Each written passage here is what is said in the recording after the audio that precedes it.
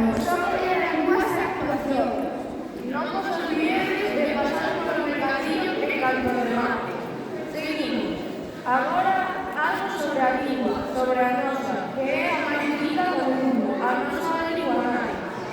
Que bonita era a lingua dos nosos ancestros, verdad? Era, e penso que o segue sendo, non? Pois sí, de feito, sei que xa non é a lingua da aldea. Agora xa é universal. Ben, pois se non nos queda unha dúbida, os rapaces e rapazas de primeiro e segundo van a demostrar con esta acción tan animada.